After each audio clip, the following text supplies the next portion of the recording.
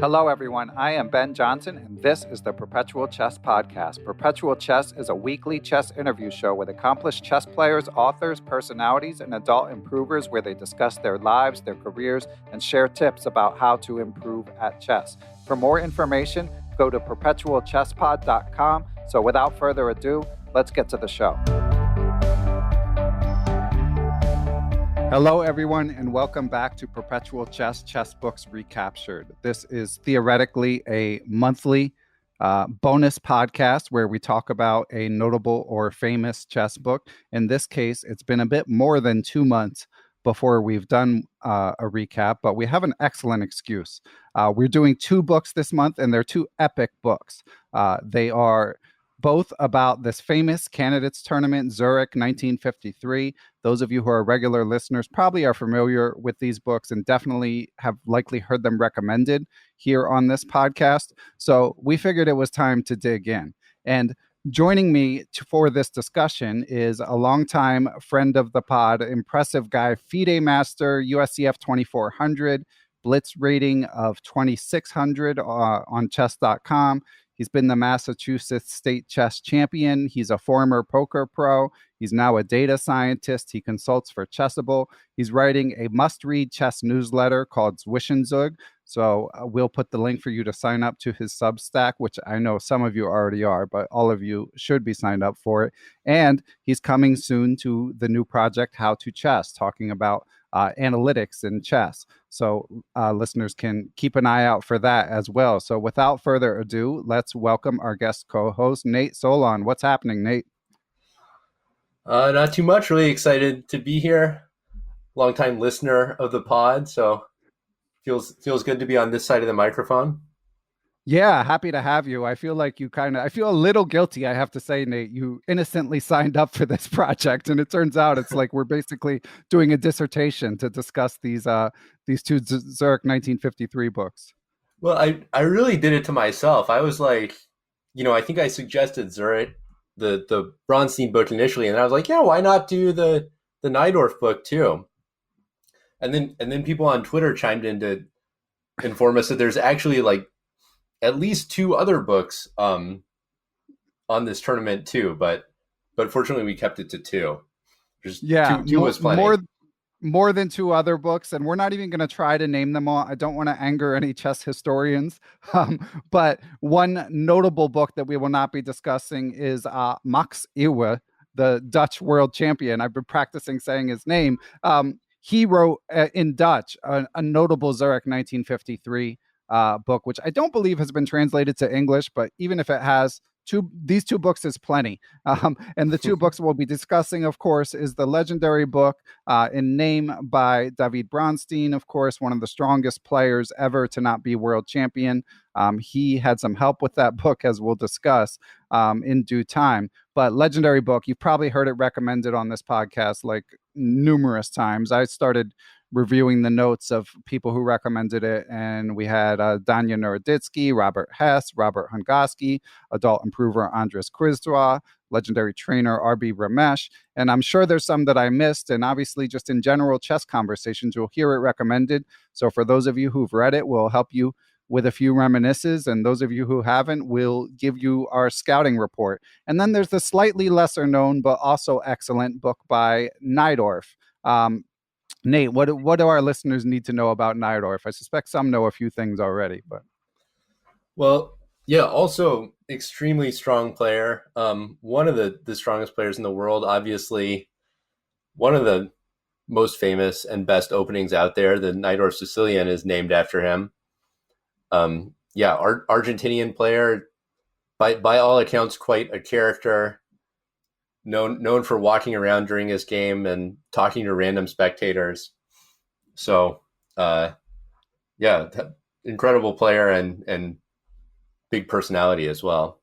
Yeah, as we'll be discussing more, sort of legendary raconteur and player, author, successful businessman. So we'll get into all of that in due time. A little bit more about the Bronstein Zurich book, which if you hear a book recommended and someone says, oh, you have to read Zurich 1953, and they don't specify the author, they're probably referring to the Bronstein book. So Bronstein book, published in English in 1956, translated by Jim Marfia. There have been countless new editions and revisions. It's now available on Kindle and still in print on paper. I'm not aware of any ebooks, anything like Forward Chess or any of the publishers' apps. I don't believe that it's available in that format, but lots of ways to read this classic book. As for the Najdorf Zurich book, it was published in Spanish in 1953 and was only translated to English in more recent years, translated by Taylor Kingston, well-known chess historian. And it seems like he did a great job on it. The book is very readable. Even now, even though the book hasn't been out that long in English, the hard copy is hard to find. But for $10, you can get the book on Kindle, which is what I did, and I believe what you did too, right, Nate? Yeah, I've been into hard copy books whenever possible, but all the copies on Amazon of the Najdorf book were like $600 plus. So yeah, I settled for the Kindle version in this case. Yeah, that's a bit rich for a book that's less than 10 years old. Definitely, probably not necessary, and maybe they'll print another copy at some point. I think the copies that were in print, the initial printing, there were a few like typographic errors and stuff, but I think that that's been fixed in the Kindle. I didn't notice any in my reading. Couple other notable things about the Najdorf Zurich book. It's got a preface by Yuri Averbach, of course, the oldest living grandmaster, 99 years of age. And as we record this, there's been like a bit of sort of breaking news. He actually was hospitalized for COVID. And obviously at his age, that's a bit concerning, but I saw a headline yesterday. We're recording this on Wednesday, June 30th, that he's actually been released from the hospital. So it's a developing story, obviously, but glad to see that he's been released to live at home, and amazing longevity from that legendary grandmaster who participated in the tournament and wrote a great intro. And the foreword is by Andy Soltis, which we might as well spoil for you guys. We have a special surprise coming. Andy does a little cameo in this podcast. We had about a 20-minute conversation with Andy. He wrote, again, a great foreword to the book, but he also sort of waxed nostalgic and shared some of his wisdom about that. So without spoiling too much of what Andy says, and Nate was on the call as well. Nate, anything to say about our conversation with Andy? Just it was cool to get to talk to someone whose depth of knowledge about this is so deep, because I believe he's written multiple books, not just about Zurich, but about the era, the players. So, I've read the books, well, at least the Bronstein book a few times now. So I know the games, but, he's really a treasure trove of knowledge about the entire era and all the players involved. Yeah, definitely an honor to get to talk to him. And like Nate said, I mean, he wrote a book on Soviet chess history. And as he mentions at the end of the interview that you guys will hear, he has another related book coming out. So definitely something to look forward to, both in this podcast and to look forward to his book in life. So we already mentioned a bit about Bronstein. A lot of you longtime chess fans will have heard of him, but couple other things to note about him. He was a very dynamic player, incredibly strong. Vainstein, who is his uncredited co-author / ghostwriter / contributor, as we'll be getting into, said about Bronstein's tactical skills. He said, the depth of a Bronstein combination is like an iceberg, hidden 9/10 underwater. And that is actually a quote from the aforementioned Andy Soltis's Soviet chess. And just to share a bit more about Bronstein, he was number one in the world in 1950 for 19 months, according to Jeff Sonis's chess metrics. Number 25 all time in the excellent Chess 24 series, the top 50 players of all time, by friend of the pod, Grandmaster Jan Gustafsson, and of legendary second of Magnus Carlsen, Grandmaster Peter Hein Nielsen. He, of course, famously came within inches of beating Botvinnik in 1951 to become world champion. He drew the match and the tie went to the champion, so he did not win the title, and he was ahead in the match. And he and according to Jenna Sasanko, another legendary grandmaster and author, he kind of never recovered from that, as he discusses in the book The Rise and Fall of David Bronstein. And we'll be talking more about some stuff from that book later. And yeah, there's just, should we get into the ghostwriting thing, Nate? Is it time? We can, yeah. But just to to touch on Najdorf or excuse me Bronstein a little bit. I think one of the things that really fascinates me about the book is like you said, he's a really creative player, and he's that type of creative, inventive player, like almost like a Jobava or a Rapport or Dubov today. But like knocking on the door of number one in the world and kind of at the forefront of this whole school of Soviet chess. So I think that's one of the things that's fascinating about it, to have someone who's that creative and inventive, who's one of the best players in the world as well, and is the author of the book, or I guess as we're about to get into, is the author of maybe part of the book or with a co-writer, but you do get a lot of interesting insights in the book. Yeah, I guess we'll save it for later. Let's give the books their respect. And then there's two sort of big controversies about the Zurich books. Number one being this recent revelation from Jenna Sasanko that he said that Vainstein did the majority of the writing. We'll go over the exact wording and sort of how we parse it later. And number two, there are these allegations of match fixing by the sort of Soviet regime that now in some people's minds sort of cast a pall over the chess. But the books stand alone. Neither of the books obviously allude to these things. Again, Bronstein is the only credited author in the book, and there's maybe very vague allusions to the cheating stuff, but really not much in there at all. So I think it's probably better to talk about the books first and then get into these allegations. Now, a bit more about Vainstein, since he definitely helped with the book. He was a longtime friend of Bronstein. He wrote many books on his own. He also had some sort of KGB affiliation, although also it's not clear what the status of their relationship was at the time of the tournament. He was not there with Bronstein at the time of the tournament. A lot of the players had super strong seconds, and the field of this tournament was just like immensely strong. There were 15 participants, and out of the top 15 in the world, it included the number 2 through 15. Of course, Botvinnik, the world champion, since it was a candidates tournament, was not in it. And then Averbach, who was like number 21 or something, was the only, not just running down the list of the strongest players in the world, not the only player who was not in it. And as we'll be talking about with Grandmaster Andy Soltis and here with Nate, I think the reason the book is famous is the games. I mean, the games, there's just so many bangers, so many just amazing games. If you've seen some famous games from chess history and you don't know where they came from, there's a very good chance it was from Zurich 1953, and you might not have even realized it.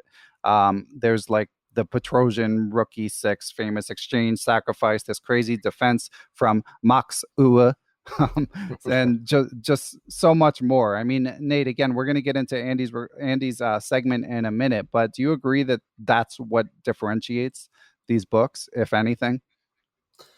Yeah, I think that the combination of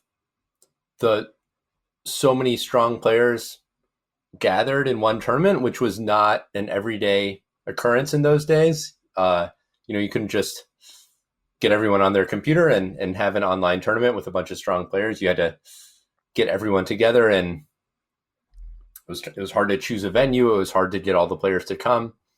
And then, like you said, the super strong games, and also I think really rich in ideas. It seemed to be an era where the state of the art of chess was advancing rapidly. There was a lot of experimentation. There was a lot of, especially in the Soviet school, very strong players working hard together and testing different ideas, studying and training together, but then competing against each other at the same time. So it seemed like a moment where people were pushing the frontiers of chess, and it was just sort of an exciting moment in chess history. Yeah, for sure. That definitely comes across in the games with lots of new opening ideas and yeah, just sparkling play in between all the draws. So just to give you guys a little more historical context again, I think some of you will know this stuff, but 30 rounds, so 210 games, which is why this has been such an epic project for Nate and I. The participants were Samuel Reshevsky, Paul Keres, David Bronstein, Tigran Petrosian, Efim Geller, Alexander Kotov, Mark Taimanov, Yuri Averbach, Isaac Boleslavsky, Laszlo Sabo, Svetostar Gligorich, Max Uwe, Gideon Stahlberg, and of course, Miguel Najdorf. Amazing games throughout. And there were tons of strong seconds in attendance. This is a quote from the Najdorf book.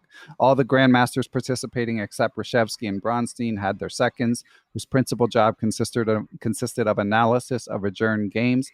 Of course, those of you newer to chess saw the adjourned games, hopefully in Queen's Gambit, where, this is in the pre-computer age. So having a strong player there with you to help you study when the position gets postponed is obviously super helpful. Acting as Gligorich's second was Dr. Trifunovic for Taimanov, Floor, Julio Bobachan for Najdorf, who also Bobachan may have helped Najdorf with the book as well. Lilienthal for Petrosian, Bielin for Averbach, Vanderberg for Uwe, Skold for Stahlberg, Florian for Sasbo, Sokolsky for Boleslavsky, Moiseev for Kotov, Bondarevsky for Geller, Samajin for Smyslov, and Toulouche for Keres. So that's just a small side note. I mean, some of those names might be familiar to you all, and some won't, but there weren't that many grandmasters in the world at that time. And in addition to the participants, to have like another like 7 or 8 on hand is just crazy. And Reshevsky and Bronstein both had decent showings, and Reshevsky to be battling for the lead without a second is definitely a testament to his skill. So anything else, Nate, before we get to Andy's interview? Andy, of course, we talk about a lot of topics, and some of it will tease topics that Nate and I are going to flesh out later. But the principal question that we discuss with Andy is what makes this tournament special. Anything to add before we hop into that, Nate? Yeah, I mean, it's really interesting that Reshevsky and Bronstein didn't have seconds, because they did both somewhat collapse towards the end of the tournament. So I guess you wonder a little bit if the fatigue, because this was, apart from being a super strong tournament, it was a grueling tournament because the field was large and it was a double round robin. So it's just, the players had to play an enormous amount of chess. So stamina was a huge factor in this tournament as well. And that was, and I think in both of the books that Smyslov, of course, was ultimately the winner of the tournament and the challenger for the world champion. And they attribute that partly just to he was in good physical shape, and he was able to continue at a relatively high level to the end of the tournament. Yeah, although funny enough, it's hard not to get into the sort of the treachery in Zurich that we'll be discussing, because one of the alleged reasons for the match fixing that we're going to discuss is that Smyslov maybe was running out of energy. But anyway, we'll get to that in due time. But Nate raises an important point. I mean, just imagine 8 weeks, 2 locations. And by the way, sometime you'll hear this tournament referred to as Zurich-Neuhausen, because it actually started in this Swiss resort town called Neuhausen, and only later moved to Zurich because the tournament was just so long. And obviously, something like the World Championship these days is over in less than a month. So to have the candidates take 2 months is just boggles the mind. Anyway, without further ado, we're gonna drop in the interview that we already played with legendary Grandmaster Andy Soltis. Obviously, he has a lot of great insights. So we're going to take a quick break to hear from our sponsors. Then you'll hear the interview with Andy. Then you'll hear some more ads from our sponsors. And then boom, we will be back. So without further ado, here is Nate and I's conversation with Grandmaster Andy Soltis.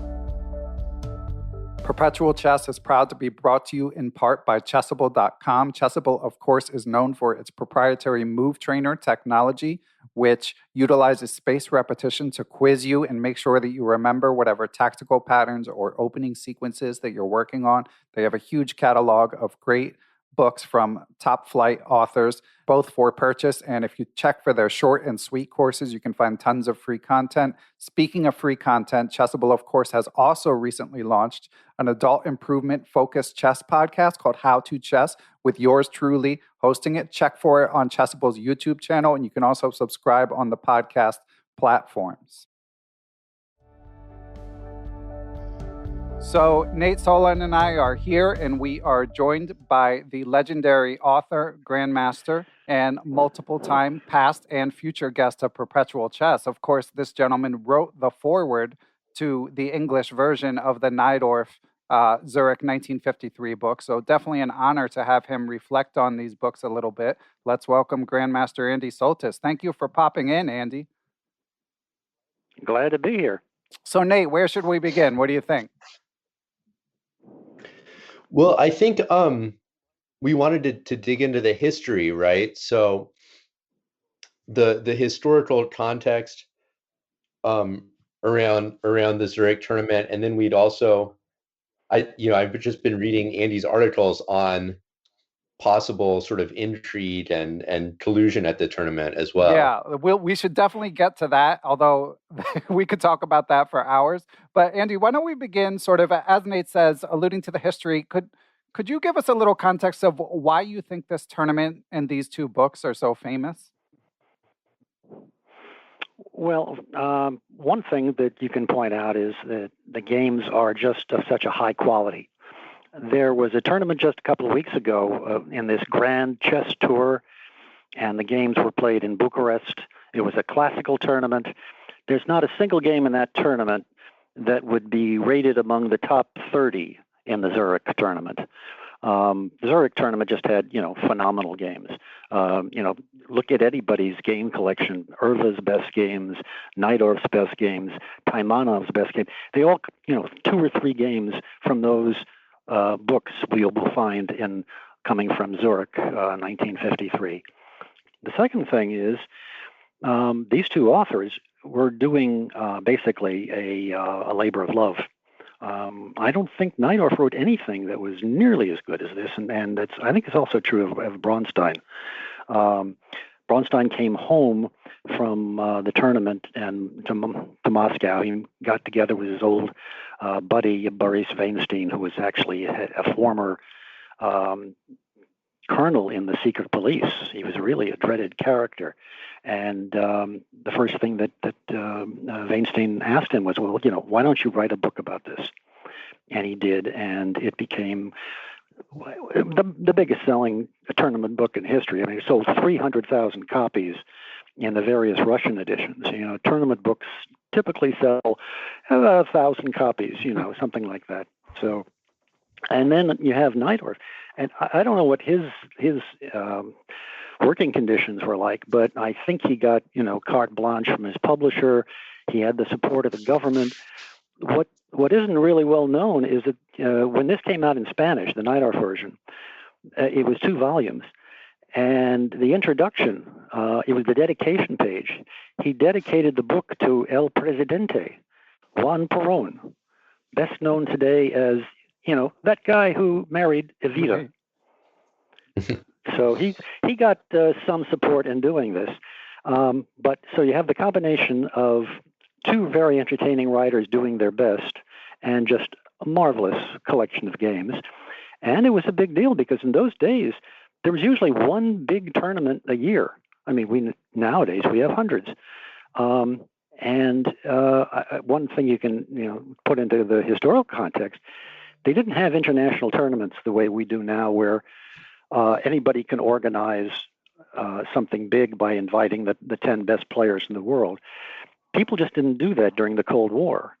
In fact, tournaments were always held, if on a really high level, in neutral locations like Zurich or Helsinki or Amsterdam.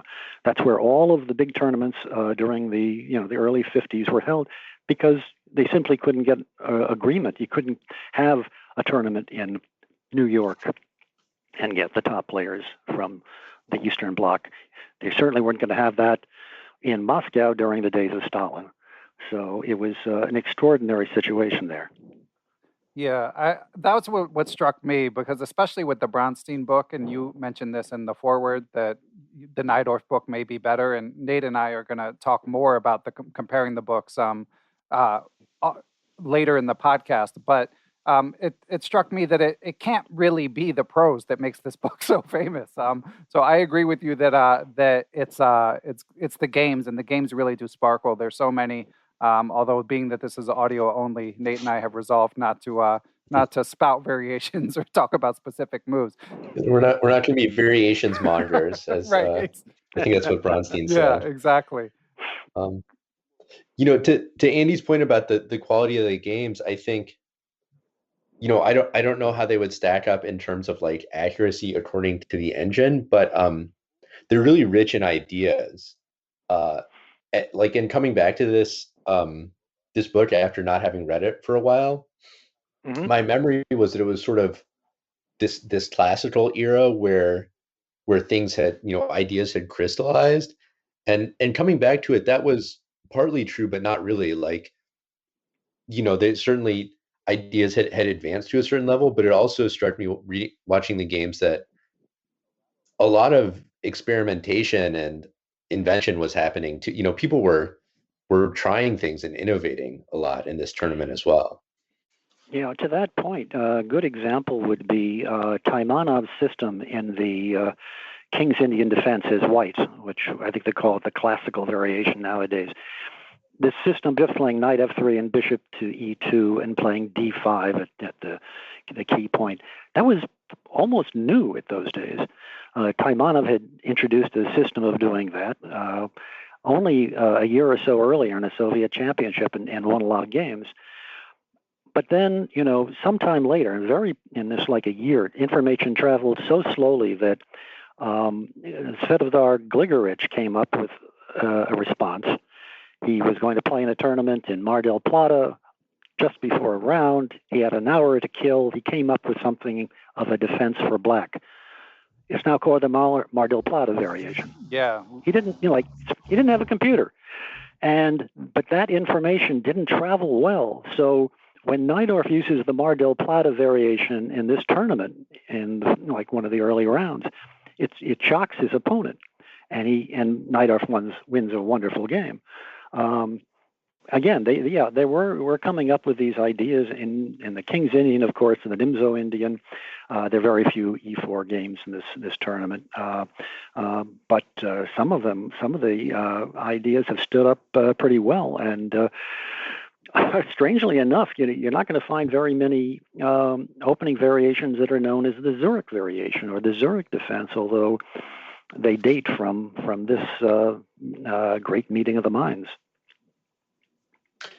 Yeah, it was interesting to see. You can kind of see the theory of the Mar del Plata variation developing in real time, which is, I was surprised that it was so new and trendy in this tournament, because these days that's probably like the most iconic variation of the King's Indian defense. I don't know if it's the most common, but it's that type of play with white pushing the pawns on the queen side and black going for the pawn storm on the king side.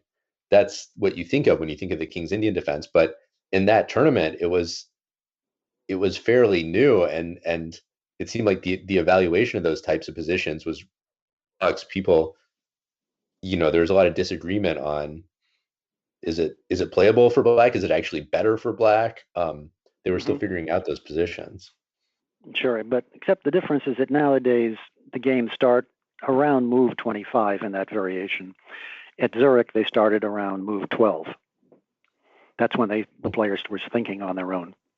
Yeah, and the King's Indian generally, I'm sure Nate and I will be expounding on this more at another point, but there's just so many King's Indians in the book, and one of the points I realized, I think for for players below 1800, I actually don't think this book is going to be like that instructive between the sort of sparse annotations and the level of play and the outdatedness of the openings. I think is a bad combination. It doesn't take away the historical context and the fact that just reading the books to appreciate is can be greatly enjoyable. But I think for strictly instructive value, it's maybe not great for players that level. But I do think there might be a notable exception with the King's Indian because there are so many games. But Andy, we've only got you for a bit of time, and we've got a lot of topics to talk about. Now, another thing that Nate and I will probably talk about more when you're offline, and try not to slander you, is the articles you wrote for Chess Cafe, the treachery in Zurich parts 1 and parts 2. And that's another interesting thing about this tournament, of course, is all the sort of intrigue about, these days you have Jenna Sasanko saying that Vainstein maybe wrote the majority of Bronstein's book, and then you have the separate thread about the match fixing as you've written. So, I mean, there's so much that could be said about it, Andy, but like when you think about the books and the tournament, how soon does your mind go to those allegations by Bronstein? Good question. I don't know. It's really hard because, when Bronstein's charges came out, which he waited until I think 2001 rather. Victor Korchnой's reaction was, if you really hated this tournament, why did you write such a beautiful book?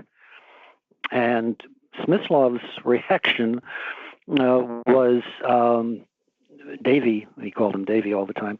Davy, why are you spoiling such a good tournament? I don't think it spoils it. I think it adds a level of interest that doesn't exist with other tournaments.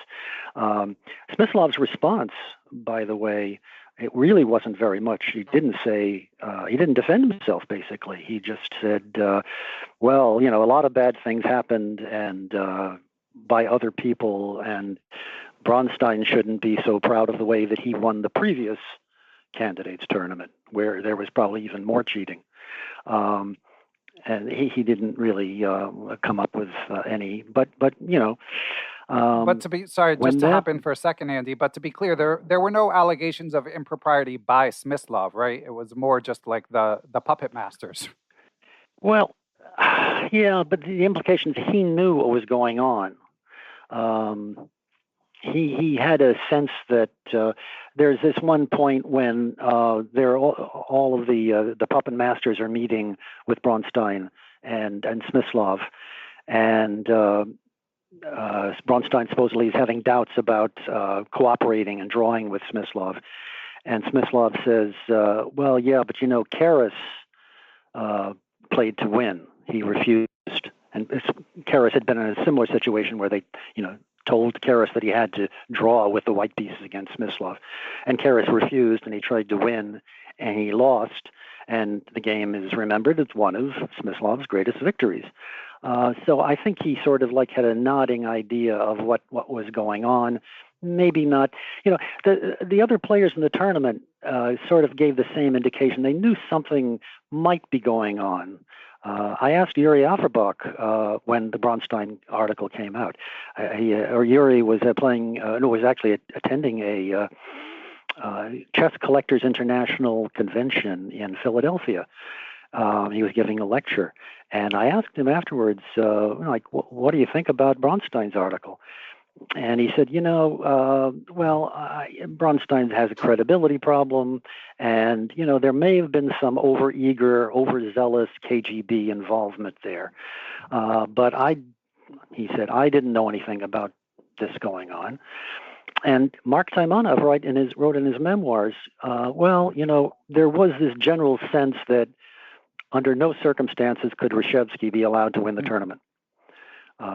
And Taimanov wrote this in a book that hasn't been translated yet. It's his memoirs called, in Russian, it's like Remembering the Most.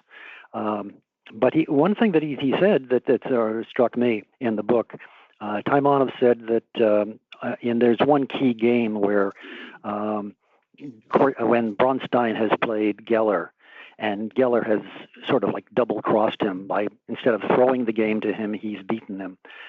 And Taimanov said that he saw Bronstein that night, and Bronstein was in terrible condition. He was crying. He was drunk. He was the most distraught that Taimanov had ever seen him. And that sort of confirmed in my mind that, this is a legitimate, story by Bronstein. Bronstein's just not making stuff up. Maybe he's embellishing, as Yuri Averbach said. Maybe he's giving a lot more detail.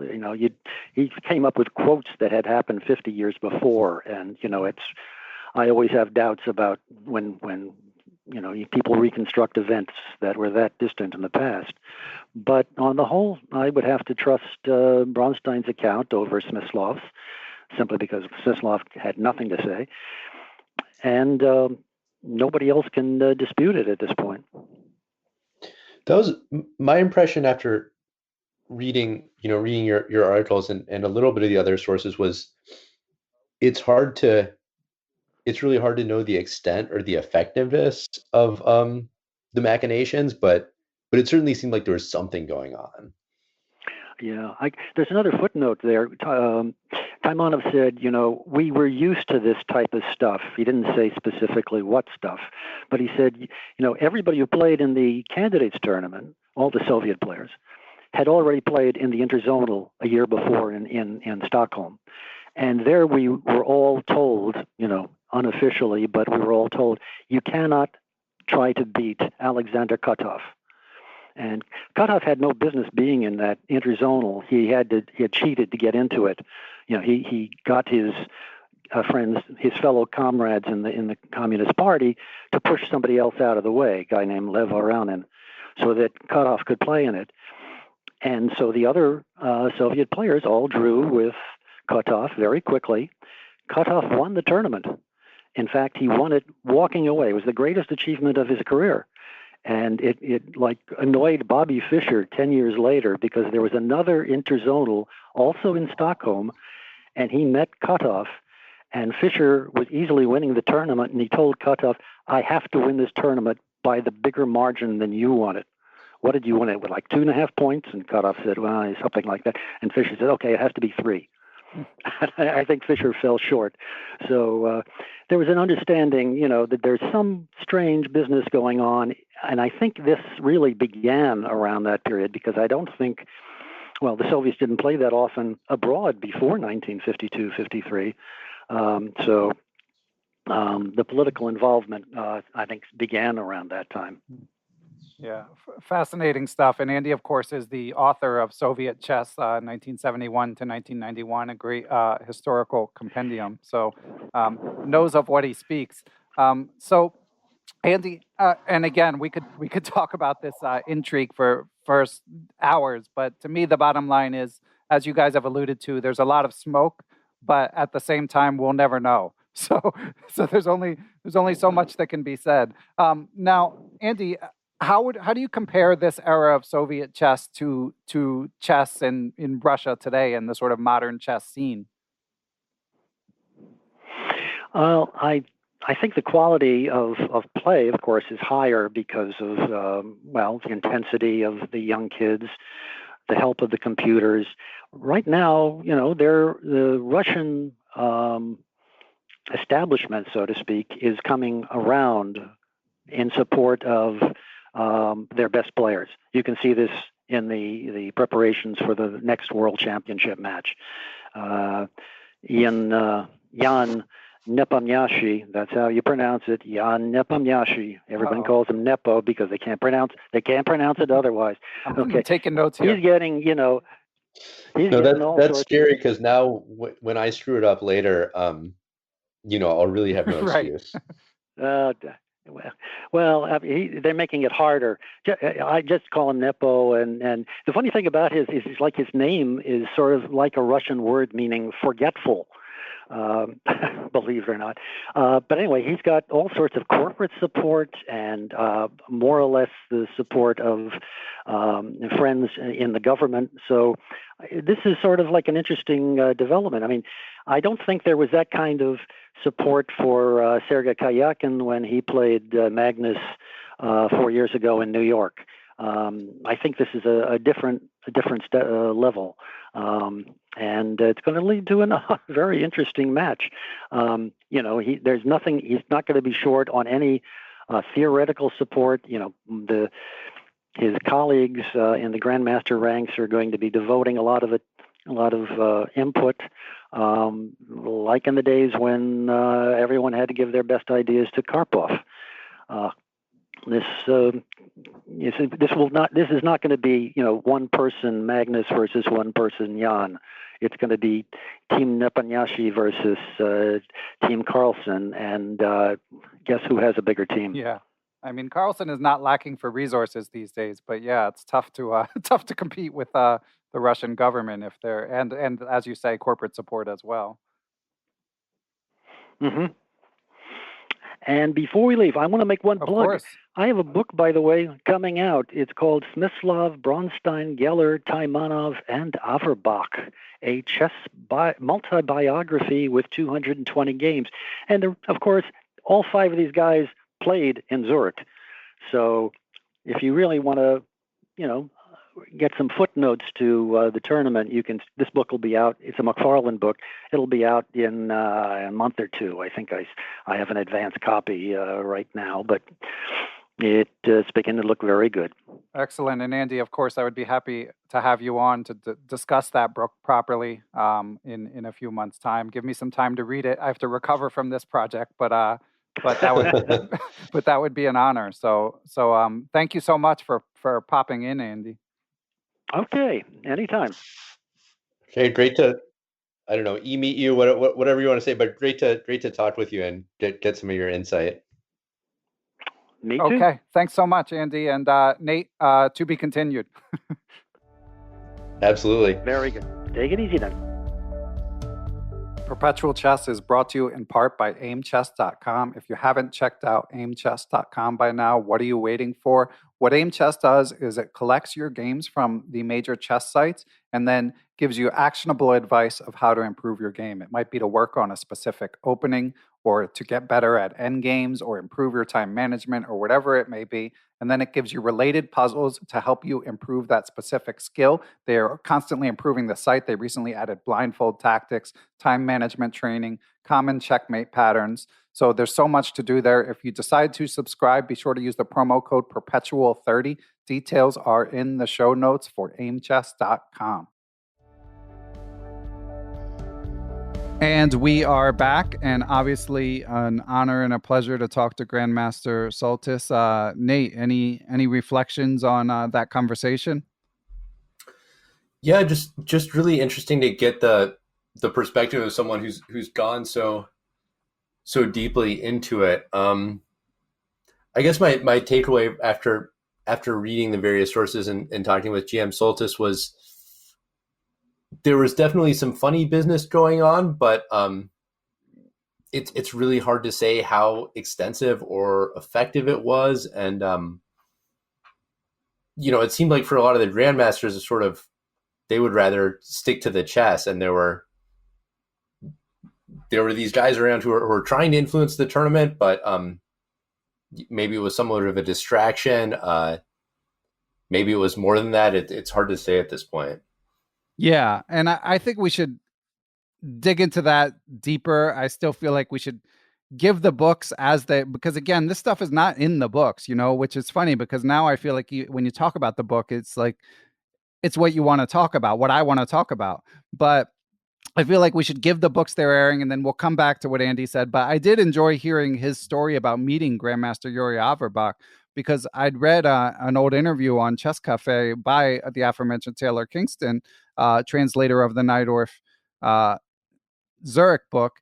And Averbach was pretty dismissive of Bronstein's allegations. But Andy I don't know if dismissive is the right word, but he still gives them a lot of weight. But again, we'll come back to this later and give it a full airing, because I also just think Andy's observation about it's the chess, the reason these books are so famous is the chess, and there's different strengths and different weaknesses of both the Bronstein and the Najdorf book. But the bottom line is the games are so amazing that if you go through them, you'll benefit from each. Although, as we'll also get to, I'm not going to be giving like a full-throated, unequivocal recommendation of these books for like all chess fans. There'll be some caveats for sure. But Nate, maybe a good place to go next is like for which chess fans are these books most beneficial? Yeah, no, good question. I think I would say, the books are somewhat different. Like the Najdorf book is longer. The comments are more extensive. Bronstein sort of just pops in at interesting moments, but neither book holds your hand that much. So I would say, probably 1600 plus. It's hard to say an exact rating, but definitely not, really new beginners to chess, because I think these books, you sort of have to some extent, bring some of your own curiosity, some of your own knowledge to get the most out of them. So I would say, around 1600, but all the way up as far as you want to go if you haven't read these books, because I think that, to me, the real reason to read these is like the idea of chess culture, which people talk about, which I take to mean sort of a knowledge of chess history, classic games, as well as typical structures and plans. And this is just a collection of games that's so iconic, and I think forms the basis of a lot of strong players' understanding of chess. So just absorbing and internalizing the patterns and plans and maneuvers in these games is really helpful for developing that chess culture. Yeah, I agree. I mean, I definitely agree. 1600 plus, maybe even 1800 plus, depending on your tolerance for ambiguity, because there's definitely going to be some ambiguity if you go through the annotations of this game.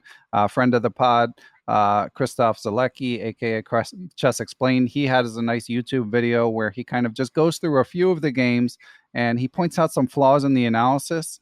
I think of the Bronstein book, and that's without an engine. He just noticed some things without an engine. And I agree that the thing about Bronstein's observations in the book is they're extremely incisive. They're so to the point about the game that like when he pops into a game and gives you a nugget, it's incredibly instructive, but they're sparse. So it's just not that much. And there's so many games. So you're just going through move after move and you're occasionally getting an explanation. And when you get an explanation, it's amazing, but they're not that frequent. And sometimes he doesn't highlight key moments and stuff like that. So I read the review of, I've read this many times, Chess Life magazine book reviewer. I am John Watson, of course, a friend of the podcast. He did a great interview way back in the annals if anyone wants to go back and find it. But obviously, I am Watson's knowledge of chess history is unquestionable, the author of Secrets of Modern Chess Strategy. So he wrote a review comparing the two books. And in John Watson's review, he pointed out that it might be that a lot of people sort of name these books as their favorites just because there weren't that many books when they were kids, and then that their coach recommends the book, and from there it just sort of gets passed on. Now, a couple notes of comparison about the Najdorf book is it does provide better context. So the Bronstein book, I can totally see someone hearing it recommended on this podcast, getting super excited, opening the book for the first time. And it's basically, they just drop you right into the first round. And there's very little context given about sort of the standings in the round. As we've said, the annotations are sparse, amazing, but sparse. The games are amazing, but there's not that much explanation. The Najdorf book, as Nate said, the explanations are maybe there's moderately more annotation. Maybe they're not as sharp. But what they do in the Najdorf book is they give you bios of the players. They give you a little bit more context. Najdorf shares a few memories. It has the nice preface by Averbach and the foreword by Najdorf. So if you're more of a chess culture enthusiast and you're not reading it like with the sole goal of getting better at chess, then I think there's something to be said for the Najdorf book. But if you're goal is chess improvement, then A, I'm not sure these are the best books, honestly, in this day and age. And B, maybe go with the Bronstein books. I mean, that's a bit of a hot take I just gave there. Although I will say in the aforementioned Chess 24 top 50 players of all time, Peter Hein Nielsen basically said he's not a huge fan of Zurich 1953 for all of its fame. So I feel like we might as well get into it now. Nate, what's your like overall impression if 16 to 1800 player asks you for a book recommendation? Are you going to recommend one of these books? Yeah, I think I would, just because the Bronstein book was such a touchstone for me. Like that's kind of why I picked it for this, is that it was one of the most memorable books for me learning chess as a kid. I think because it helped instill some kind of curiosity or love for the game. I will admit that, I think a lot of people now, adult improvers who don't have a lot of time are very focused, understandably, on efficiency. And I will admit this is maybe not the most efficient book to improve your chess because it's a lot of games. So I think this is maybe not the book to put in the spreadsheet. This is like the book to sit down with a glass of scotch, and enjoy the game. But I do think the sort of the love for chess and the curiosity that comes through in Bronstein's annotations, as well as the games, it's sort of like a great way to build up your appreciation of chess culture and history. So if you one book to improve your rating the most in 3 months, probably not the optimal book, but a great book to sort of fuel your love of chess and understanding of chess. I do think that they're really good. Yeah, and it seems a bit sad to me to even have to say that, I mean, obviously I would like to get better at chess. We all work to improve at chess, but like this, as you say, it's a historical touchstone in the canon, the Bronstein book, especially just because the Bronstein book, whether deserved or not, seems to have sort of a higher place on the pedestal in terms of reputation. But yeah, I mean, it's just the games are so incredible, and that's the main thing that makes the book the touchstone that it is. And again, we're talking about, it was written in an era when, a lot of the games that people could get their hands on would be like unannotated in an informator. Maybe not even that when it first was published. Maybe you wait for a chess magazine. So the things that we're describing as faults now, like, pretty sparse annotations by Bronstein, wouldn't necessarily be considered faults back then. We're kind of spoiled for choice. And the other thing to emphasize with the Bronstein book in particular is just the annotations are sparse, and of course there's going to be mistakes, but they're so incisive at times. I mean, it's kind of like the impression I get with the book is like if two, club level players are arguing about a position and you're arguing for hours looking at it or something, and then Bronstein just like walks in and like tells you the truth about a certain position. It's sort of like that feeling over and over again. But then he leaves, so it's not like he stays and goes over the whole game with you. He just goes over the like finer points of planning. And it's amazing in that regard. The Najdorf book has more annotations, but again, maybe not quite as precise. How do you compare the annotations, Nate? Yeah, well, I think for me, I definitely am in the Bronstein camp of, I think like your description is perfect of like, it's like, he just sort of comes in and gives the final word on it. But I would say not only for a specific game, but maybe for a structure or an opening. And I feel like there's some moments in there where it's like, for a structure or opening or even some sort of dynamic that can occur in any chess game, it's like I can just read one paragraph and it's like I have some insight that's going to serve me, for my whole chess career. Yeah, there's a lot of that. And again, there's so many landmark games, but we're resolved not to just sort of spout be variations mongers, as you said to Soltis. Like, we're not just going to spout moves. We're not even going to talk about the games in that much detail. But I did flag just one quote to sort of give listeners an idea of the sort of tone of Bronstein's writing, and then we'll also share kind of the opening paragraphs. But here's one, and again, I guess we should say Bronstein or Vainstein's writing. He says, the placement of White's pieces radiates a great deal of potential energy, which ought to be converted into kinetic.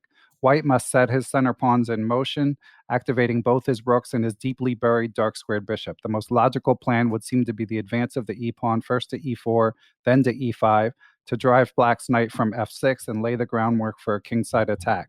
Black, in turn, must prevent the e-pawn's advance or counterattack the white pawn center, which will lose some of its solidity the moment the pawn advances from e3 to e4. In this game, Reshevsky combines both of Black's ideas to achieve a favorable disposition of his forces, while Najdorf does not put nearly enough vigor into the execution of his plan. So that's Reshevsky, Najdorf, obviously, yeah, and it's just like so concise about sort of the high-level planning that's going on in the game. But again, I mean, if you pick up this book and you're like, oh, the famous Zurich 1953, I can't wait to read this and get the full story. You don't get the full story. You're just thrust into the games, no player bios, no round by round horse race of who's winning the tournament. And the Najdorf's book does have that stuff. So, yeah, as long as you know what you're getting, there's, like you say, if you're just going to fend for yourself and try to figure out a book, the comments are high level and the games are amazing. Yeah, I think there's this quote from one of Bronstein's introductions that gets at that, where he said, I felt that, so here's the quote, I felt that the author's ideas and conclusions should form the basis of this book, with the moves played in each game serving to annotate them, as it were. So it's sort of, in that sense, it's not really about the tournament. The tournament is just sort of the canvas for Bronstein to express his ideas about chess, which, I feel like his ideas are incisive enough that I really enjoy that. But if you're here for the tournament itself, the drama, the competition, the sort of trappings and circumstances of the tournament, like you said, you get very little of that. It's really, It's about the chess ideas almost exclusively. Yeah, he has a quote actually to that point, and this kind of rounds out what he writes in the very introductory paragraphs, which is, he says, books about chess tournaments belong to a special class of literature which would seem at first blush to be rather restrictive of the author's creative possibilities, since he must write not on themes of his own choosing, but about chess material already created. But this is not quite true. The author is free to treat the games any way he wishes, to make generalizations and to uncover the ideas and plans actually executed, as well as those that could have occurred in the actual or some other games. So yeah, exactly. And one other thing, I think Andy Soltis might have alluded to this, but anyone like trying to decide if they're going to buy the book should know that it's very sort of imbalanced in the opening that it covers. It's like 20% of the games are E4 or something. So if you're thinking E4 was very much in fashion. Yeah, at that crazy moment, most of the games started with D4. Yeah, and then a few like other closed setups, but the E4 games are quite rare, which is unusual. Like, I feel like that was a rare moment, sort of. I mean, generally in chess history, you're if anything, slightly more likely to see E4. But in this book, lots of King's Indians and some Nimzos and some Queen's Gambit declines and so on, but not that much E4, which again, if you're choosing the book, I mean, I know people are drawn towards like their openings, even if you're willing to sort through some others as well. But if you're an E4 player, it's something to be aware of. It is honestly a pretty big consideration, because a big part of the case I'm making for the book is developing the understanding of these typical plans and structures. But clearly that's going to be a lot more valuable if it's the structures and openings that you actually play yourself. One thing I did want to mention while we're on this topic, sort of going back to what you were saying about a lot of the games having sparse annotations, and also what GM Soltis said about, this was a time where you couldn't just open up ChessBase. Like access to the games themselves was a big part of it. I do think this is a case where you could you probably get like 80% of the value of this book from 20% of the games. Yeah. And in that era, they had to include the game store from all the games, because that was like that was a big part of the value of the tournament book, was just access to the game stores. But these days, where you can easily get access to the game stores, I think there's something to be said for sort of like a greatest hits, like the best games with the richest annotations. Maybe we can actually put together a list of like 10 or 20 games, just say like, these are like the highlights. I think you can get a lot of the value, maybe not going through every single game. Yeah, I actually had the same thought, and I agree. We could put together a list like that. And since you said it, and since I'm never actually going to do it, I'll tell you, I'll even expound. Someone could call the book like Zurich Remixed and just have like 20, 30 games annotated basically move by move. And, with a little bit of context or some sort of, some sort of way to tie them together, whether it be by opening or like tied through the drama of the tournament. But I do think that there's a way to make the book sort of more entry level and really help newer chess fans appreciate the staggering beauty of some of these games. So just a bit more before we move on to a few of the other topics. But I also wanted to read a little bit from Najdorf just to give listeners a little flavor of what his writing style is like. So here's the opening paragraph of the Najdorf book, which is, he says, "I have long wished to write a chess book, and as good intentions are sometimes actually realized, the happy circumstance has just been presented by the Great World Championship Candidates Tournament. There exists a general opinion that chess is a very difficult game, but if one looks closely, that difficulty is neither less nor greater than that of many other sports. The difficulty, contrary to general belief, lies not in playing chess, but in learning to play well." And on he goes, and again, a lot more annotations. But as you mentioned earlier, Nate, you don't get his personality as much as one might hope in this book. Yeah, it's in his personal life, he had the reputation of being a really colorful character. His writing's pretty sort of traditional and didactic, by contrast. Yeah, but again, definitely a better job explaining it, but still some inconsistencies, especially if you just hold the books side by side. Each game more or less tells a different story. So yeah, I don't know if we should delve into the individual games at all. I think that, as you said, Nate, that might be a better thing for us to just sort of drop a playlist in the show notes sort of thing. What do you think? Yeah, I think that I could sort of put together a list of, what I think are some of the highlight games. So I feel like that would be, has Martin Eustason been on this show? Yes, he has. I feel like this would be like a great project for him, like the Zurich remix. Like Yeah. he would knock that out in like a weekend somehow. Yeah, exactly. Yeah, Martin Eustason, being also known as Say Chess on Twitter. Shout out to Martin. And yeah, he's working on I don't think it's secret. He said it on Twitter. Chess Fundamentals remix of Capablanca's classic book. And he, of course, was an adult improver on the show who wrote the blindfold chess puzzle book. But yeah, definitely something that someone should get on. So is it Treachery in Zurich time, Nate? What do you think? We've Okay, yeah, teased it so let's do it. Yeah, we've teased it. actually we're going to tease it Plenty, once yeah. more because I want to talk about the ghostwriting topic that we also teased and alluded to, because I feel like that one's easier. Um, there's less to debate, there's less to be said. And so again, as we mentioned in Jenna Sasanko's book, Smyslov on the Couch, he alluded to, or no, sorry, it was in, I believe it was in of course, The Rise and Fall of David Bronstein. Jenna Sasanko wrote that Bronstein told him that Vainstein, and this is in quotes, wrote the entire narrative part, and that Bronstein in turn just did the analysis. But it's a bit confusing to me because some of the narrative part is very sort of first person and personal.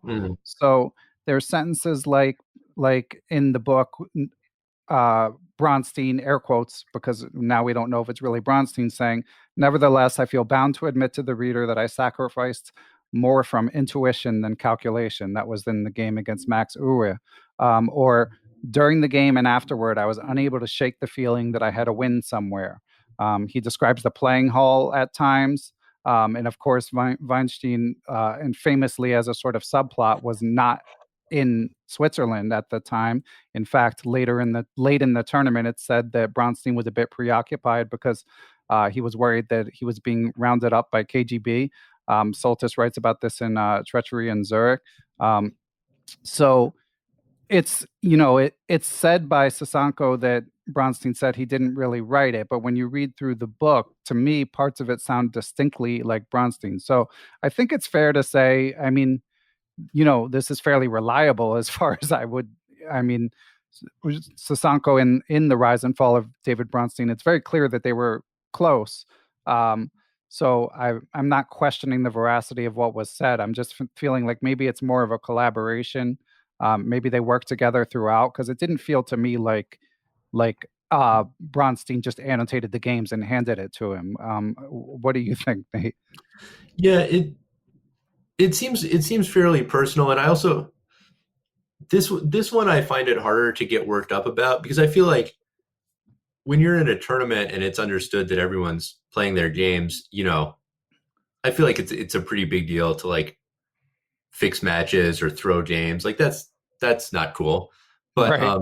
As far as like ghostwriting, I don't know. I don't want to like scandalize anyone, but I think whether in chess or other fields, like famous people generally don't write books, or like Yeah. when their names are on books, they might contribute some, but there's usually someone else doing a lot of the work there, and that's, I think, within sort of the writing business, that's pretty standard, and it's not really considered backdealing or anything like that. It's just kind of the way they do the business. Yeah, well said. And it's not like this was a gripe coming from Weinstein after the fact. This was just that Bronstein subsequently told Sasanko that he gets all this credit for this book, but he felt like Weinstein deserved a lot of the credit. I'm paraphrasing there. But and yeah, so I think that there's not much more to be said about that. The other thing is, like you say, there's no big historical consequences, and we'll never know. So that finally does bring us to the much teased and hinted at allegations of impropriety, basically, in the early 2000s in the Russian magazine 64. Bronstein, and this was subsequently published in some of his books. Bronstein basically alluded to there was like a traveling party of like 25 Soviets, a couple KGB officers, along with all the seconds and players that we mentioned earlier. And that they were just getting orders and passing on orders. That the main thing seems to be that they did not want Reshevsky to win the tournament. It seems like that was the primary order, and everything else kind of flowed from that, because it seems like maybe if it had been another Soviet player other than Smyslov winning, that would have been fine too. But because Smyslov assumed pole position, sort of the allegations of what occurred became stronger and stronger. Yeah, so it seems like the basic setup is right. There's a lot of Soviet players in the tournament, the majority of the field actually, and even to my understanding, it would have been even more. They even sort of relaxed the rules to let in a few more non-Soviet players, because they were maybe concerned about appearances of impropriety. But yeah, naturally they wanted a Soviet World Championship challenger, and then as it shook out, it was sort of a race between Reshevsky and Smyslov at the end, with Bronstein somewhat close behind. And yeah, Bronstein came out with these sort of revelations that maybe the Russian delegation was sort of trying to fix the matches. So I guess that's the allegation. And yeah. Sorry, I didn't mean to cut you off. Oh no, yeah. So it seems. I don't, I guess my sense, having read the books, having read the articles, was like something was going on, but it was still pretty muddy, pretty unclear, because in a lot of ways, Reshevsky collapsed. If Reshevsky had just won his own games, there would have been nothing they really could have done. And of course, you could say, he was in a difficult position because maybe people were playing harder against him. Maybe, he wasn't getting as many easy draws. Although even in this tournament, like there some of the Russian players did agree to draws with him in inferior positions, I would say. So, yeah, it wasn't all cut and dried to me from the games. Yeah, I mean, in terms of very specific allegations, Andy Soltis writing again. So the treachery in Zurich, that's the title of a two-part series that Soltis wrote on Chess Cafe. It's now Chess Cafe is now behind a paywall, so if you make like a $25 donation, you can read the two-part series, because Bronstein's what he actually wrote in 64 is not so easy to find in English. So for me, that was like the best summation. And obviously, Soltis knows of what he speaks. And Sasanko and Smyslov on the couch noted that some players were ordered to draw, as Nate said, to conserve energy, and others were, quote unquote, ordered to beat Reshevsky. So, I mean, again, so no allegations that anyone was specifically ordered to lose. Obviously, it would be better if none of this stuff was going on. But ordering someone to beat a world-class player is kind of silly. Good luck with that. That was part of it that stood out to me, and it's probably characteristic of the era. It was a mix of sinister and ridiculous at the same time, because it's like someone orders you to beat Reshevsky with black, and it's like, well, yeah, I'm gonna try, but like. Yeah. Dude, he's one of the best players in the world. Like, it's not that easy to beat him with, like, I can't just decide to do it. Yeah. So, it seems like there were some shady characters around trying to influence the outcome, but at times it was kind of Keystone Cops. It was some of the decisions and orders were a little bit ridiculous, but then at the same time, the consequences could be really serious, right? Because, they're connected to the KGB, so the consequences for you or your family could be really serious. Yeah, and to be clear, so Bronstein did write that he was ordered in round 13 to beat Reshevsky with black, and somehow he did, actually.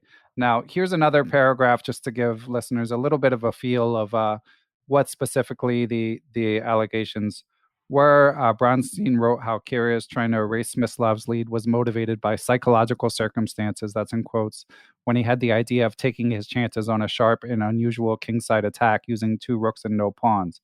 But according to Bronstein's 64 article, there was a behind-the-scenes struggle well before Kyrgios sat down to play 1c4.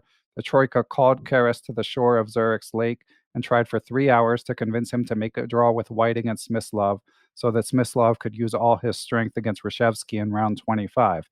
Kyrgios' second Toulouse told me of this that very night, Bronstein wrote. So that's a paragraph from Soltis's Treachery in Zurich, kind of describing what was written. And that's like reasonably damning, I would say. But then, as Andy alluded to in our conversation, Yuri Averbach didn't consider these allegations credible. Now, I found what Andy said about talking to him personally really interesting, but Averbach also gave an interview with Taylor Kingston, the translator, chess historian and translator of the Najdorf book, where he said, he didn't think Bronstein was credible. I have known Bronstein so long. Sometimes, for instance, he may speak about his match with Botvinnik, and he says he did not want to win this match or some such thing. He may not be truthful every time. I cannot say, of course, exactly how much, but what he says is not 100% true about anything, really. That is my experience based on many contacts with him. Let us say he cannot be 100% objective. This is the point. Yeah, it's a fascinating rabbit hole, that's for sure. And I found that once you get into primary sources with any sort of historical event, it seems like it always raises more questions than answers. Yeah. And this is no exception to that. It's just sort of, probably from our vantage now, you can never completely unravel what really happened. Yeah.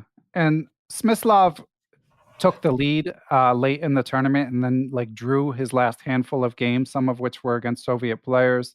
Round 28 game in particular, Taimanov had white against Smyslov, and it's just a very sort of bloodless draw. And it didn't really make sense for Taimanov not to push a little bit. And this, when I mentioned earlier that there were vague allusions to some sort of impropriety, but nothing remotely sort of, or nothing overtly accusatory, I should say. So then Najdorf in that game makes several allusions to sort of how Taimanov just traded all the pieces off. Here's a quote. He says, Taimanov playing white against Smyslov traded every piece he could, one after the other, quickly arriving at a draw. The only comment one can make about this game is that Taimanov was in quite a hurry to make a draw. Has he lost all fighting spirit? And then, so he says that in the middle of a game annotation, and then a few moves later, he says, Taimanov trades off one more piece a couple moves before the game ends, short of move 30, and he says, this piece still needs to be traded off, and then it ends in a draw. So, I mean, reading between the lines, it seems like Najdorf, I don't think, especially at that time, no one was going to put allegations in print, but he seems to be kind of rolling his eyes through the page, don't you think, Nate? Yeah. Once you know this, know about these allegations, then you kind of bring that to the reading of the book, and you're looking for clues in every game. And I would say there's generally not a lot, but occasionally moments like this, you do sort of see maybe a little bit of a nod to not every game was contested to the fullest. Yeah. And I guess, again, the more important question is how this, or does this sort of alter the legacy of this tournament? How would you address that, Nate? What do you think? I guess for me, it doesn't too much, because in line with the Bronstein book, I'm more interested in it as sort of a laboratory of chess ideas, and this occasion where a lot of the great players in the world came together and played all these games in a period of experimentation, and when people were trying and figuring out a lot of new things in chess. And I think the value of that is still there. But for people who are more interested in the tournament as a historical event or a competition, I guess it does cast a little bit of a pall over it. Yeah, I mean, it's, that's why we're talking about it, but at the same time, as Andy again alluded to, this stuff went on all the time. It just so happens that this is such a famous tournament, and the information about it has only come to light in the past 20 years. That's why we talk about it, but there were allegations like this in many other high-level tournaments. And again, the only allegations were put forward by Bronstein, and there's no allegations of an outright thrown game. I mean, a game lost on purpose. And some of the games are just so amazing, and I guess you could make the argument that the last handful of rounds need to be taken with a bit more of a grain of salt. But anyway, I mean, as you say, Nate, the ideas of the games definitely stand the test of time.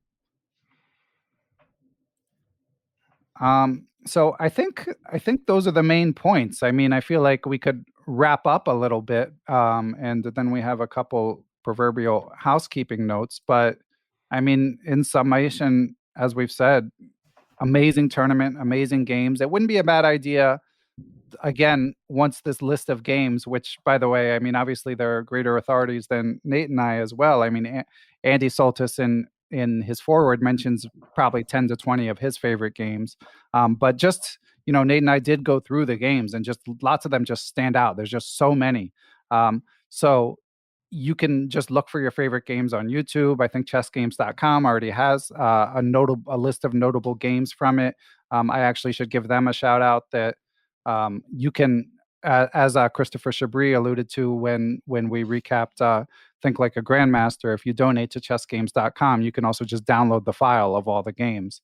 And again, I think it's like $20-$25. I could be wrong about the amount, but they're worthy of support anyway.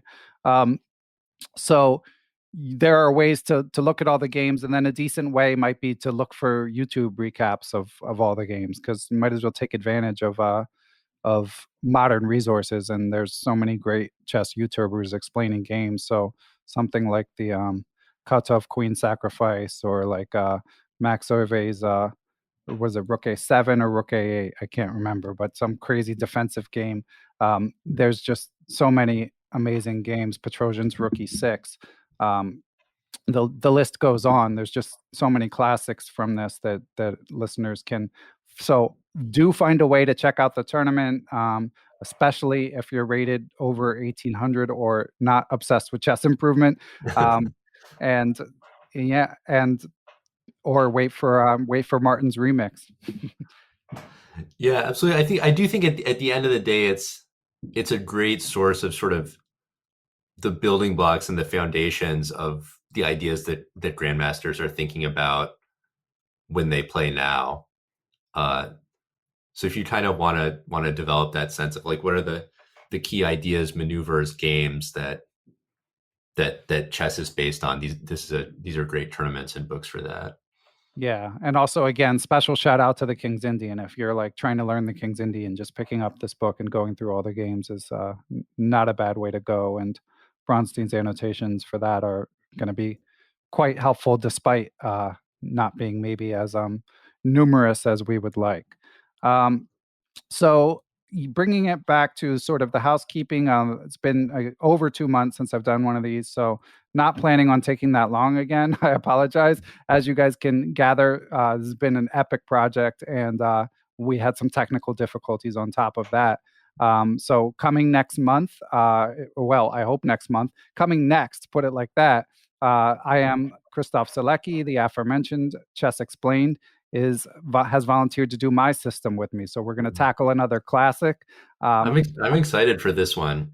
Yeah, I should warn you guys. I feel like in theory, I should have gotten some like huge My System fan, because I read it as a kid, and I haven't like read it cover to cover since. But my bias going in is kind of, I would say, more extreme than with Zurich, in that I feel like there's better versions of it. Like, it's great for its time, but there's probably like more readable versions of it these days. So, and I'm afraid to report that Christof has the same bias, but okay, interesting. That's what I was wondering, because you can put me on the record as well as a My System hater. Yeah, I could never make heads or tails of it. I don't think it makes any sense. So, oh man, I'll be interested to hear what you guys say. Yeah, maybe I'll have to round up another special guest to like make a cameo and stand for My System if we're just gonna crap on it, because it is a classic book, and who am I to freaking criticize Aaron Nimzovich? But we're just trying to help you guys decide, is this book worth your time at this time? And yeah, the other thing, Barry Katz last 2 months ago talked me out of making a donation to some sort of chess organization, but no such. It won't happen this time. So Nate, what can we do? Yeah, I think so the one I wanted to choose is well, it's related to someone who's been on the show, but Chess in Slums is the organization, and I know Tunde has been on the show. So excellent. They go into some poor areas in Africa, I believe in Nigeria, and use chess as a means of kind of expanding the horizon of the kids there who don't have a lot of opportunities. So if you follow them on Twitter or Instagram, you can see some really amazing videos and stories. So I thought we could do that. Excellent. Yeah, I know. I saw that you made a nice donation to them. That's awesome, and I'm happy to make another one. And any listeners who didn't hear Tunde, I mean, just hearing him speak from the heart about like just teaching kids how to think through chess, not trying to necessarily discover the next world champion, but just using chess as like an educational tool. He's an inspiring guy, and it was a great story. So happy to support them further. Okay. Anything else, Nate, before we finally let you move on with your life after this epic project? No, yeah. Thanks for having me on. It's been great to be on.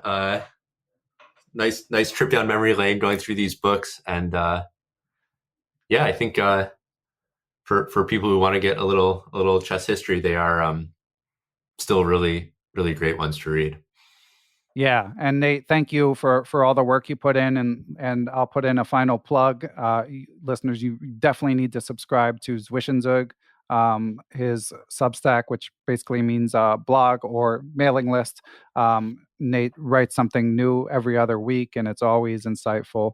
I'm always happy to read it, and check for him on the How to Chess podcast in the coming weeks, and follow him on Twitter and all of that stuff. Any other social media? How's your TikTok career coming, Nate? I haven't launched that one yet. Maybe that'll be my next project. But yeah, you can find me on Twitter and like you said, zwischenzug.substack.com. Yeah, writing stuff about chess improvement, a little data and AI in there, but writing something every other week on there. Excellent. Good stuff. Well, thanks again, Nate. And listeners, we will catch you in a regular Perpetual Chess or at the next book recap. Right. Thanks, man. Thanks to everyone who helps make Perpetual Chess possible, most of all to my producer, Matthew Passy. I also would like to thank everyone who helped spread the word about the show. Did you guys know that there's still people who have not heard of the Perpetual Chess podcast? There's even chess players who have not heard of the Perpetual Chess podcast. So we need to fix that. And the ways to do that include writing positive reviews on podcast platforms or YouTube comments, telling friends. All that stuff makes a difference in helping spread the word about the show. But of course, I most of all want to thank people who provide financial support to the show. Without you all, Perpetual Chess would not be possible. So without further ado, I would like to give thanks to the following people and entities. Chessable.com, David Lazarus of LazmanChess.com, coach of Dave's Young Tigers on Lichess.